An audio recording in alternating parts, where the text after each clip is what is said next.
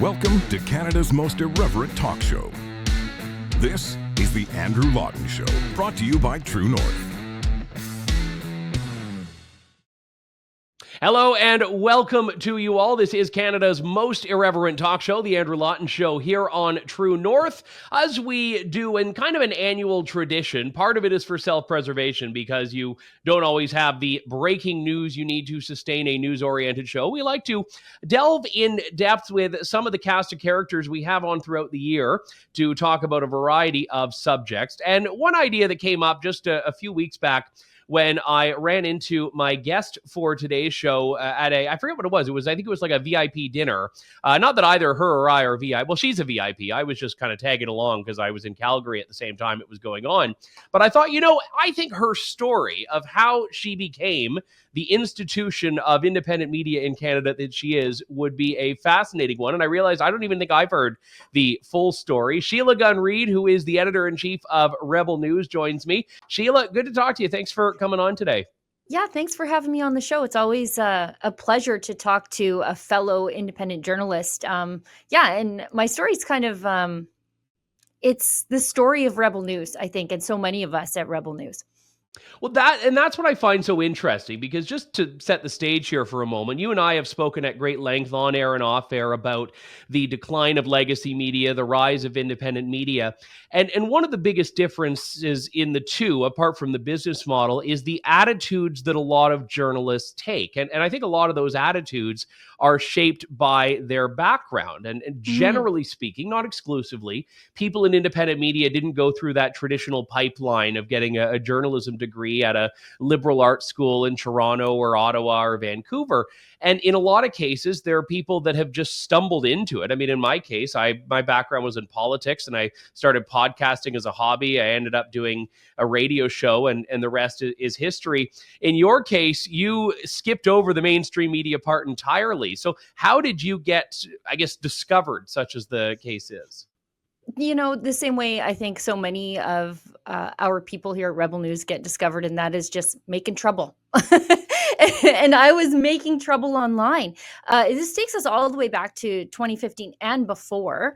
I'm glad you brought up that the attitudes of journalists are so often shaped by their lived experience, to use the language of the left. But you might notice from the themes of my journalism, parents' rights, the impact of climate policy on farming, gun rights, oil and gas. That's where I come from. I'm a farmer, a generational farmer. I'm the fifth generation on the same land. My husband works in the oil field, and I'm a mom of 3 kids. And so those are, that's my lived experience. That's a worldview for which I look at things. And back in 2015, 2014, I was just a mom with a Twitter account. My littlest one wasn't in school full time yet. And I had a little bit of time on my hands when she was having a nap or when she was at preschool. And I'm concerned about politics. I think politics for a lot of people, it's not a partisan thing. It's a dinner table thing. I was, sort of concerned about how things were going in the world and my husband's job and our farm, and how the changing tides of the world might affect my life, my personal life. And it was in the lead up to the Alberta election that would have taken place in May of 2015, and I noticed something atrocious happening online. The NDP in Alberta were just putting up radicals, absolute radicals, with no attempt to hide their radical background. It was right there that you could see their radical activism on their Twitter accounts, on their Instagram pages, and the mainstream media completely not digging into any of this. They were worried about, politicians telling other people to look in the mirror, but they weren't really concerned about these people who were just attaching their names to the ballot. And given the political climate at the time in Alberta, they were throwing out the PCs. Albertans were. We were tired of the corruption of the PCs. And there was a split on the right, and the NDP were poised to come up the middle. which they did. And we ended up with a bunch of complete and total wackadoos elected in the province. Like people who had never really had a real job were in the private sector, were all of a sudden governing the province under the tutelage of Rachel Notley. And that mortified me. And so that happens in May. And same time, Justin Trudeau is hitting the summer barbecue season. And I thought, these people in the mainstream media, they didn't do the job. It is their job to vet the candidates also. All candidates, not just the conservative ones. And I thought, well, if they're not going to do it, why can't I? And so I did.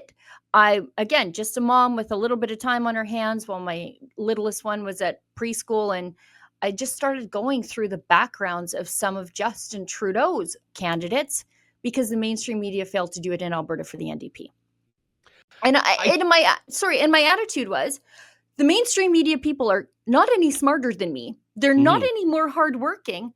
Why would I rely on them to do this work? So I just started doing it myself. Sorry to interrupt you, Andrew. No, I'm glad you did. And when you were doing that, I'm curious, did you anticipate this would become a job, or was it just something you wanted to do as an interested mom that was affected by these things that you were motivated to start talking about and tweeting about at the time? I never thought that it would become a job. In fact, that's not the deal my family signed up for. I was fully committed to being a stay-at-home mom. I still think I am a stay-at-home mom since I'm in my little studio under the stairs in my log cabin in the woods. But that was not the deal that my family signed up for. And when I say I was a reluctant journalist, I really do mean that. It took a lot of convincing on behalf of Ezra Levant. But going back to my story about Justin Trudeau, I was digging down into his candidates and I found a candidate named Alla Bazreba. And she was the Liberal candidate in Calgary Nose Hill. She was running up against Michelle Rempel Garner now.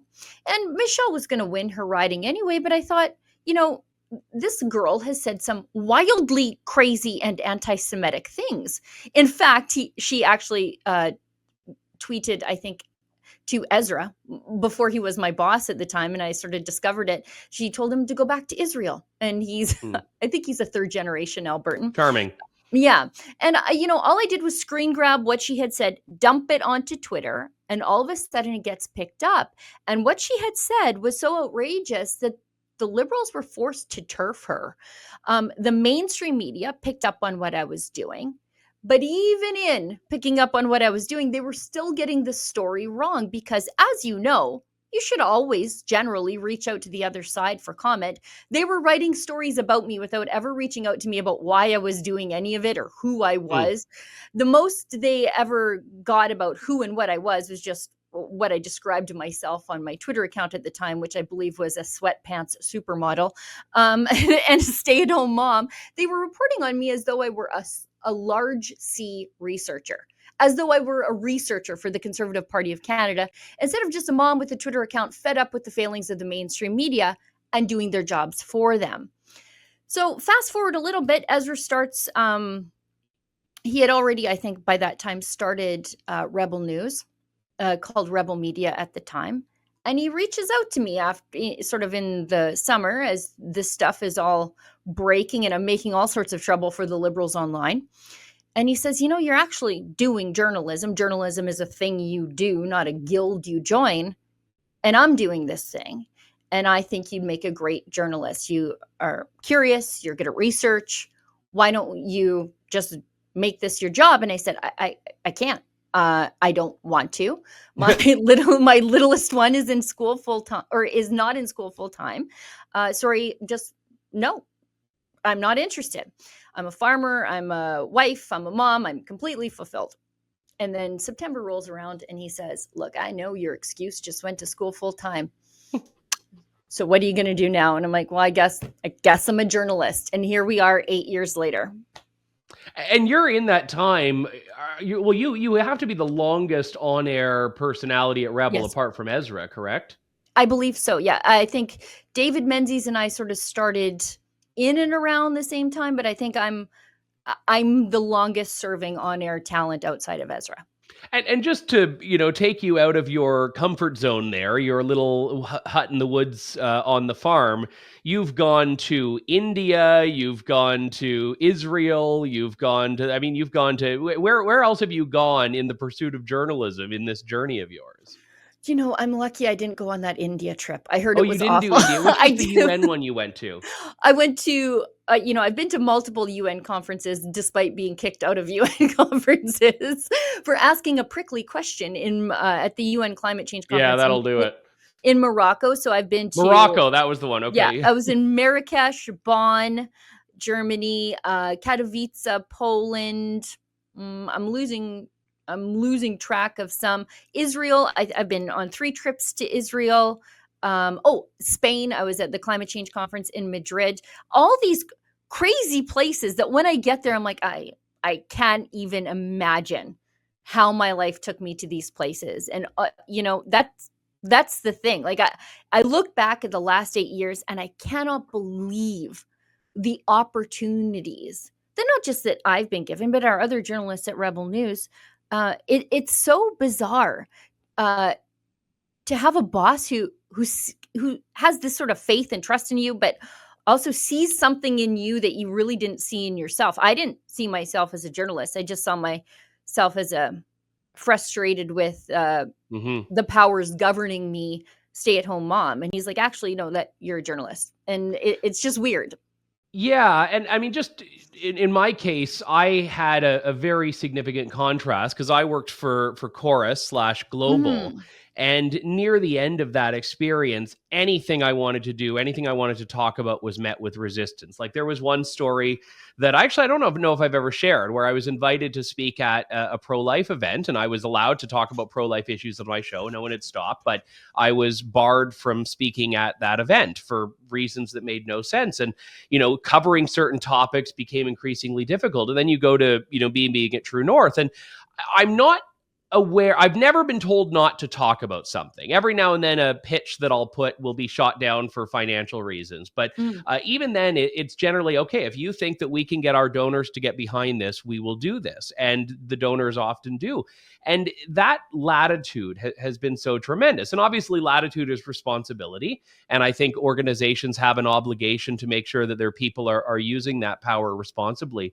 But that freedom has been so tremendous. And I know you've enjoyed that as well, to, dig into stories, to research these things. And as a result, you've been able to find stories that the mainstream media wasn't even looking for, but then will eventually copy and follow along with after the fact.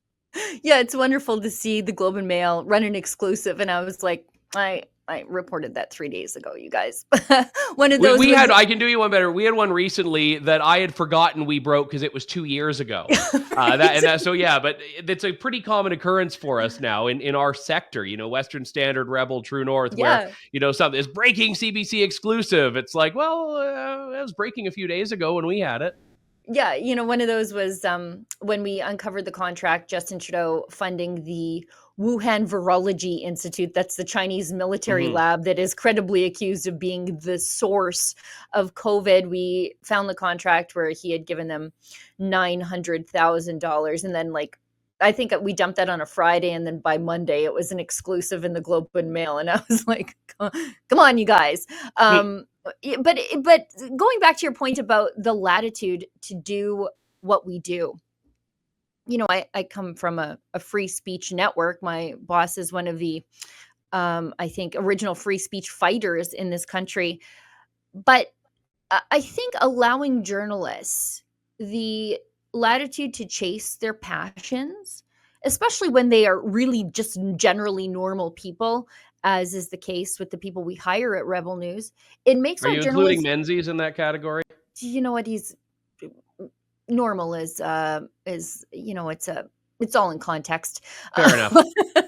But and he's, I think, the only person at the company with a journalism degree, and we don't hold it against him, as we always joke. But you can see the passion in our journalists' work, and we all come from different backgrounds, different viewpoints, and I let, as the editor in chief, our journalists develop their beat. Drea really cares deeply about not infecting little children with the mind virus of gender ideology. Tamara, it has come from being a fight the fines recidivist for walking on a beach in Coburg to, I think, one of the leading medical journalists in this country with her coverage of COVID. David Menzies somehow has become the leading women's rights journalist in this entire country. I, being, somebody who likes to hold government to account, I've really made it my mission to see what they do behind closed doors with your money through access to information filings. Those things I wonder at the kitchen table. I'm like, you know what? I have the means to ask those questions. So I think it lends to the authenticity of our company. And I think it's why normal people really connect with us, because I think they can see a little bit. Somebody at the company reflects who they are. I think the most dangerous attitude in some of the problematic legacy media figures is this attitude that journalists are this special class of people. And I mean, I go back to what you said, quoting Ezra a few moments ago to this effect about how journalism is something you do, not a guild you join. Look, the Charter of Rights and Freedoms guarantees press freedom, but it's basically an example of freedom of expression. It's not a separate category. So your press freedom as a journalist is embedded in the free expression rights that every Canadian has. And even access to information requests. Journalists have no special permission to do this.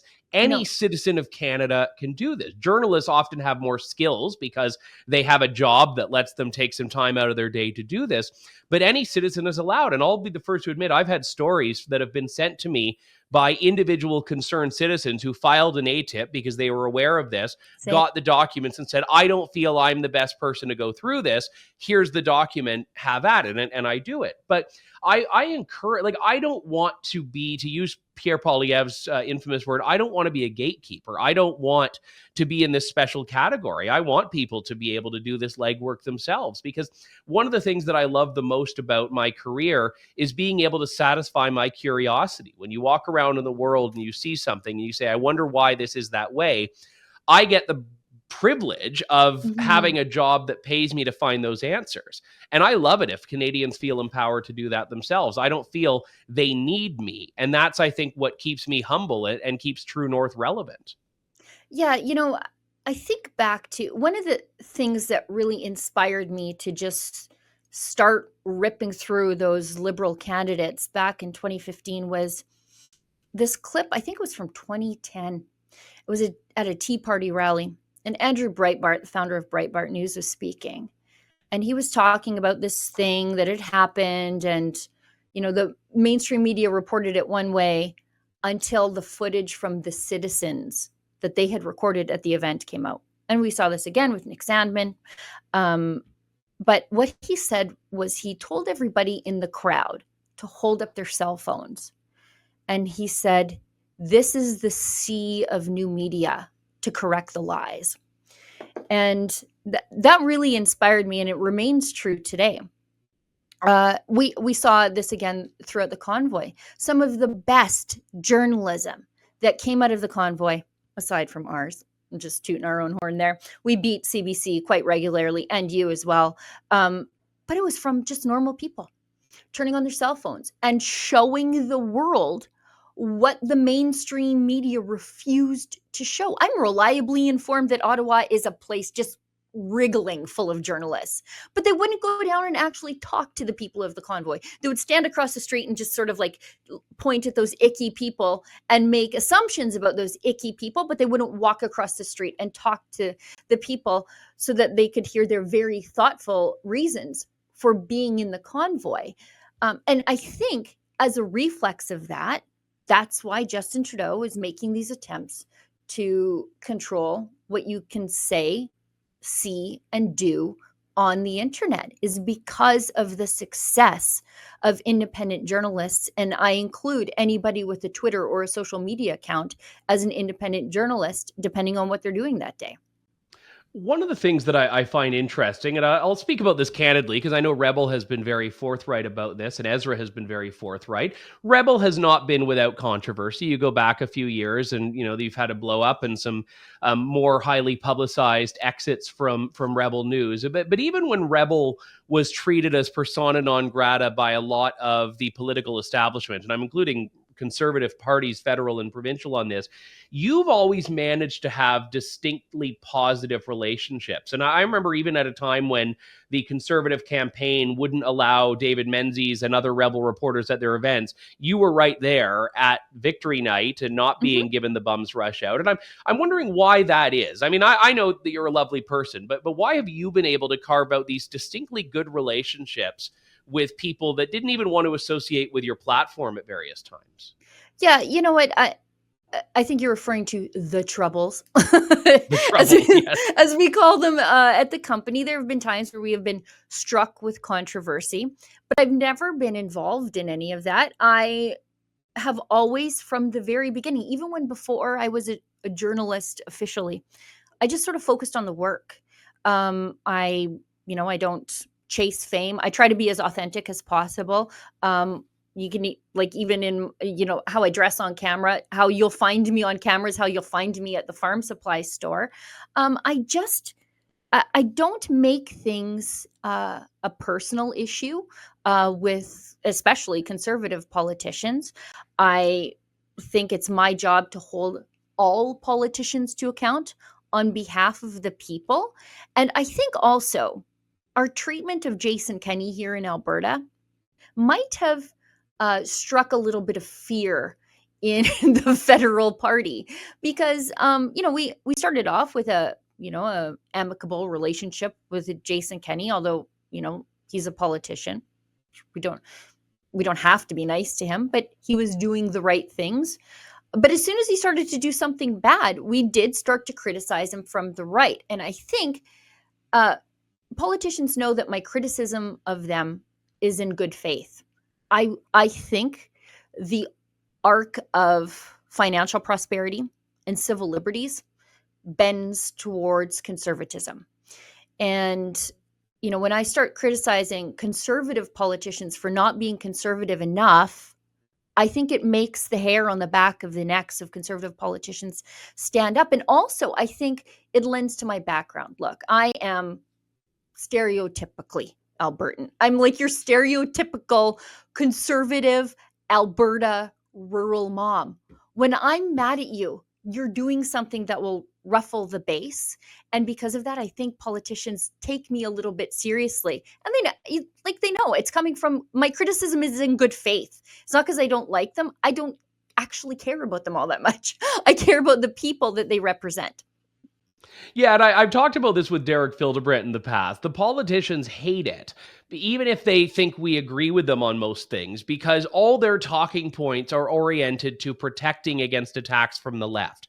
So all of their talking points, all their media lines are to defend, sometimes a conservative policy on the grounds that the CBC is going to attack them on. So, why did you cut funding to X program? And they say, well, actually, no, we've reallocated and we've increased. And then if we come up and say, well, wait, why aren't you cutting funding to that program? Exactly. They're really boxed in. And I think that the answer to that is that it's not about finding the right talking points. It's about doing the right thing. It's about being authentic and being grounded. And during COVID, that was something we saw conservative, liberal, NDP politicians all just completely screw the pooch on. So I go back to what you said at the very beginning, which I wanted to revisit about how partisanship is, or about politics is not partisanship to most people. It's about the kitchen table, because that point, I think, was lost on so many until COVID came up and politicians were literally regulating your kitchen tables. They were literally regulating who you could have at it, how many people could be there. And people that had never had a party membership in their lives, people that may never have voted in their lives, all of a sudden found themselves having to get engaged.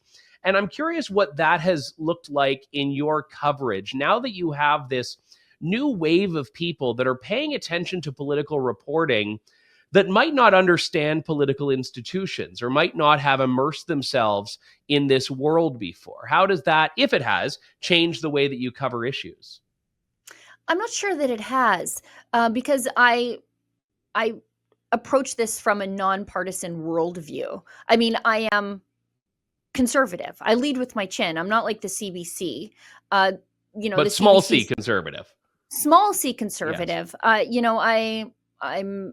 I'm not like the CBC in that I try to hide my political biases from the viewer. I want everybody to know the worldview that I'm reporting on things from. I just think that's honest. And I think it's an insult to the viewer if you don't do that, because they'll figure it out pretty darn fast.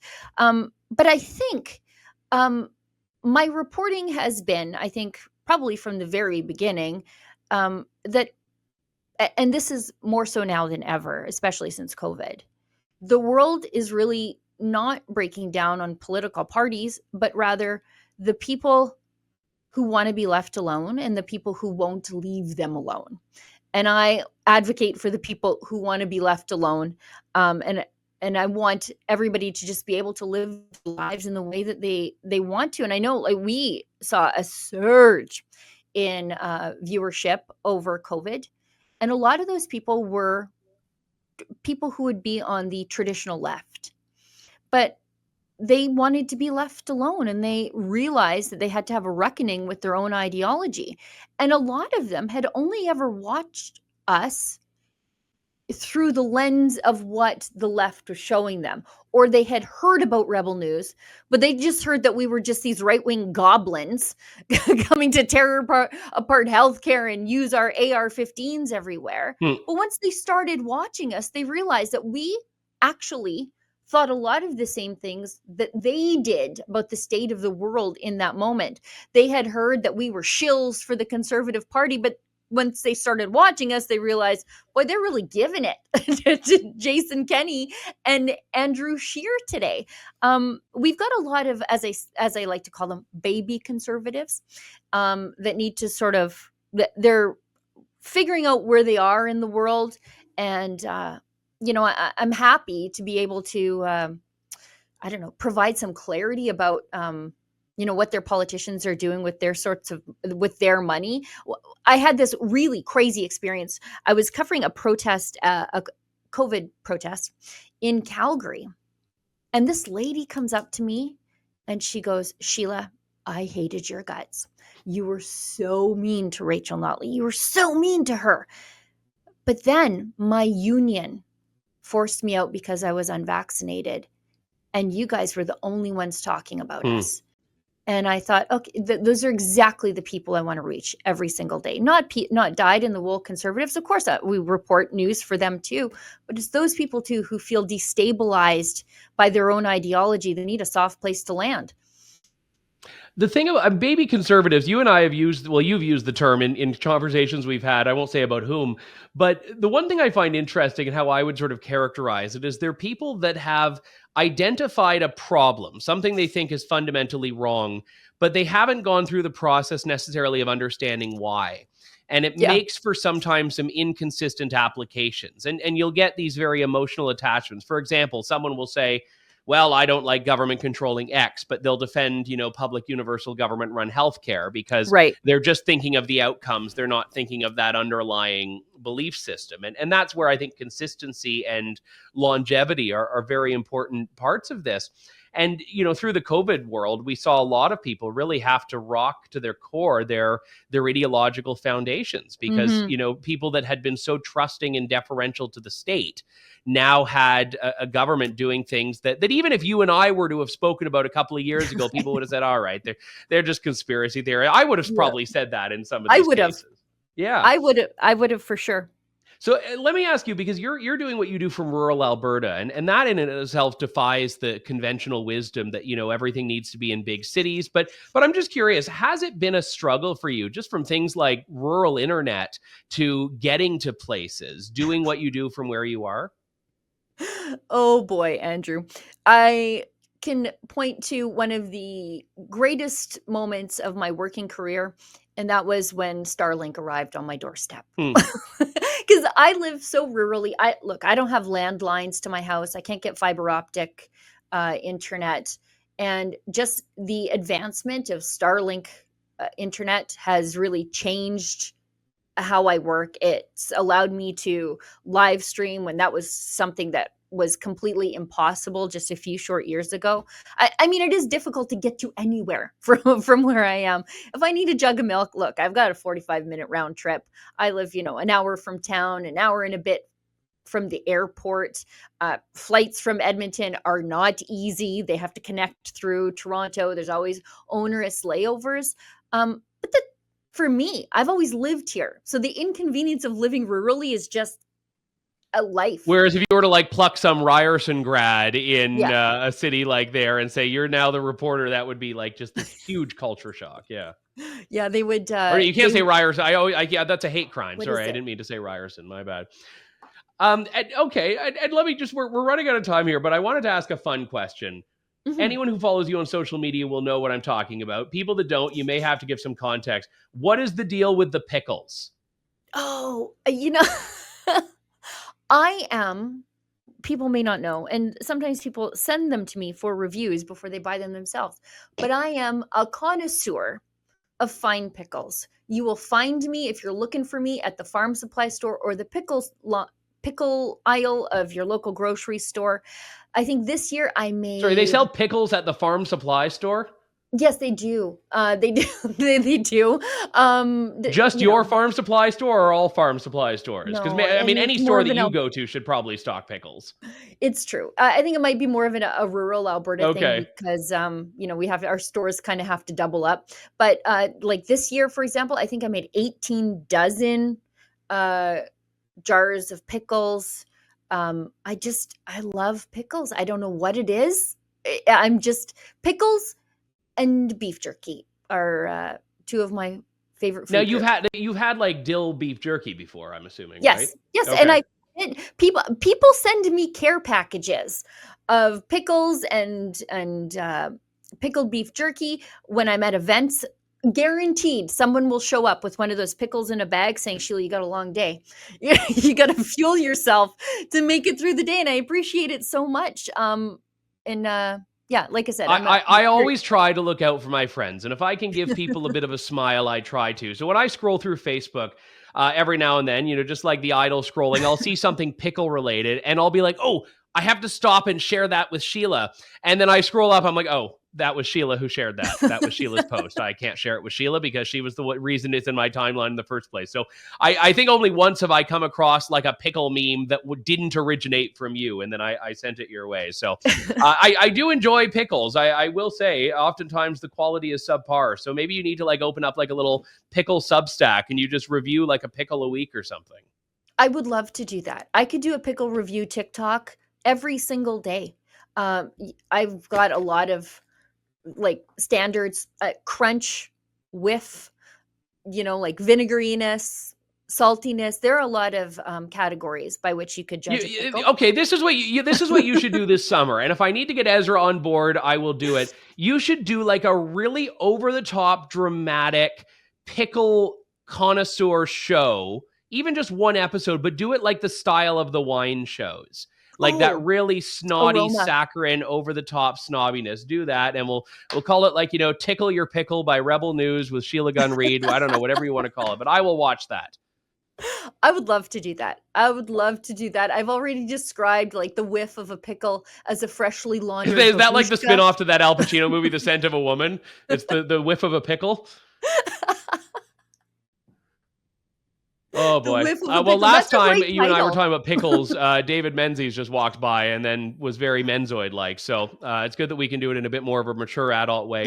Well, this was an absolute delight. You do Thank you. tremendous work over at Rebel News, and you've always been a delight to work with anytime I've been on the road and we've been at the same event. And I'm so glad I and my viewers and listeners got the chance to learn a little bit more about how this Sheila Gunn Reid came to be, plucked from the farm life, which she still holds. And I think that's probably very Mhm. important to your success. Sheila Gunn Reid, editor-in-chief at Rebel News. Thank you so much, and Merry Christmas to you. Thank you, Andrew. You too. And same to everybody who works at True North. You guys do incredible work. And Canada is a freer place because of the journalism that you do. Oh, you're very kind. I always say we're all colleagues and not, I mean, we're competitors too, but I think we're colleagues in the broader sense. So I appreciate that very much. That does it for us for today. We will be back next time with more of Canada's most irreverent talk show. Thank you, God bless, and good day to you all. Thanks for listening to The Andrew Lawton Show. Support the program by donating to True North at www.tnc.news.